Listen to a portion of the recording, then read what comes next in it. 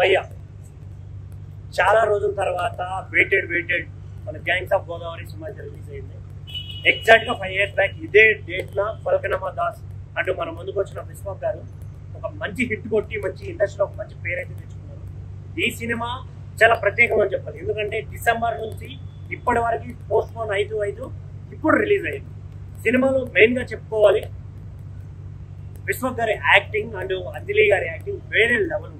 నేహా శెట్టి గారు కావచ్చు, ఇందులో చేసిన ప్రతి ఒక్క యాక్టర్ వాళ్ళ యాక్టింగ్ చింపేశారు, విశ్వరూపం చూపించారని చెప్పాలి. ఇందులో నాకు ఆ బీజిఎమ్స్, ఆ డైలాగ్ వర్షన్ ఏదైతే మన విశ్వక్ గారు చెప్పే డైలాగ్ వర్షన్ ఉంటుంది యూత్కి అయితే బాగా కనెక్ట్ అవుతుంది. ఆ బూతులు కావచ్చు, వాళ్ళు చెప్పే ఆ పంచులు కావచ్చు, చాలా బాగా అనిపిస్తుంది. ఇందులో కొంచెం పొలిటికల్గా తీసుకెళ్ళాం, political drama, love scenes, Neha Shetty గారికి అంజలి గారికి మధ్యలో మన విశ్వక్ గారి మధ్యలో ఉన్న లవ్ ట్రాక్ కానీ ఇది చాలా విభిన్నంగా అనిపిస్తుంది, కొత్తగా అనిపిస్తుంది. కొంచెం బ్యాక్గ్రౌండ్ స్కోర్ ఉంటుందన్నా చెవులు పగిలిపోయేలా ఉంటుంది. చాలా బాగా అనిపిస్తుంది.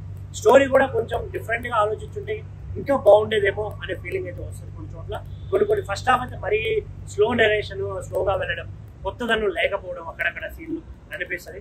ఈ సెకండ్ హాఫ్ ఉంటుందన్నా వేరే లెవెల్ అనమాట, వేరే లెవెల్.